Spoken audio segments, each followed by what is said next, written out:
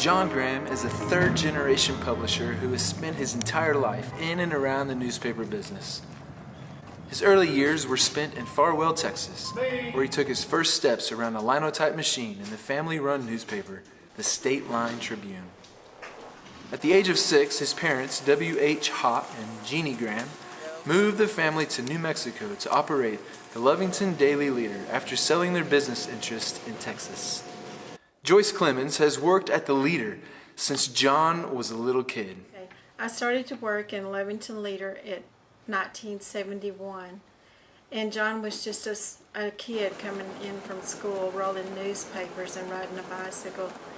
He learned the skills of a printing press operator in junior high from his father and spent his high school and college years working part-time in the advertising department and running the press. We worked together selling ads, and when we'd sell ads, we'd have a competition to see who could outsell one another. In 1984, at the age of 25, Graham took over the reins of the Lovington Daily Leader as publisher.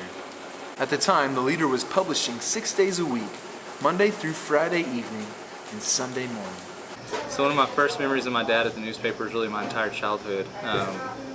Basically, anytime we weren't in school, we were down at the newspaper office, so we spent time after school there. We spent time on Saturdays, on weekends, just kind of running through the office, but terrorizing the place. And the staff really was very gracious. The people that worked there have worked there my whole life, and a lot of them actually were there when my dad was a kid. He's a third-generation newspaper owner and operator, and I think the fact that a lot of those people are still there, or were there from the time that he was a kid to the time that he took over, and even to the time that I started working for him a few years ago, it just is a testament to the way he runs his business and the way he treats his people. He cares a lot about the quality of his work, the quality of the newspaper, and as the industry changes, I think he's just found a way to make things sustainable in his office. Graham is mechanically minded and took the challenge to upgrade his press room in 1986 with the purchase of a newer 4-unit offset press he bought in a bank foreclosure in Ballinger, Texas. He single-handedly disassembled the press and moved it to Lovington, where he had it reassembled and was printing within a month. In 1992, Graham took another opportunity to expand his press room. Bob Tooley at the Herald and Truth or Consequences had passed away, and his brother Mike decided to close down their printing plant and sold Graham his 4-unit press. Graham saw it as an opportunity to add color to his operation. This time he took his oldest son with him for the move.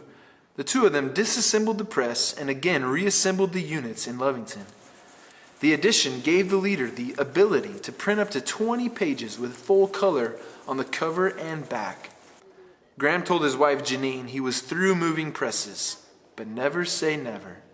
In 2015, the Hereford brand shut down its press room and offered to sell Graham the more modern Harris press. This time he took both of his sons to move the press to Lovington.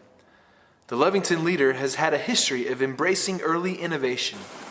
The Leader housed the first offset printing press in the mid-1960s, and at one time carried the slogan, "The most modern newspaper in New Mexico," on its flag.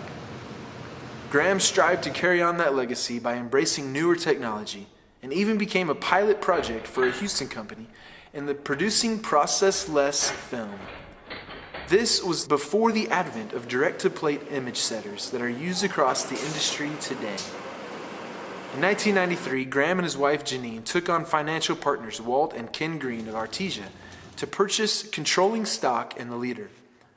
The Grahams bought out the Greens in 2001 and became sole owners of the newspaper.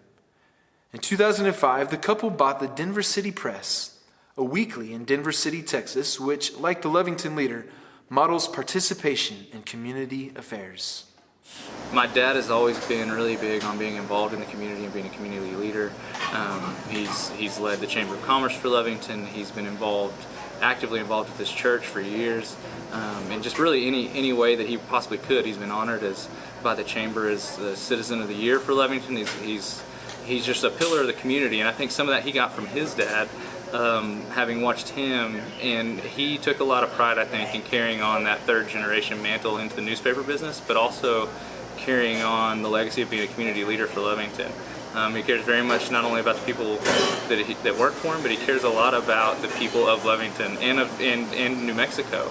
He takes a lot of pride in being from New Mexico and being from Lovington. John currently serves as president of the Board of Trustees of Lee County Electric Cooperative. He serves on the foundation board of the New Mexico Junior College and various other community boards.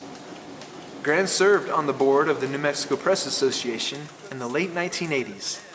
He is an active member of Lovington First Church of the Nazarene and is a member of Gideon's International, where he regularly donates his time as a speaker for the organization.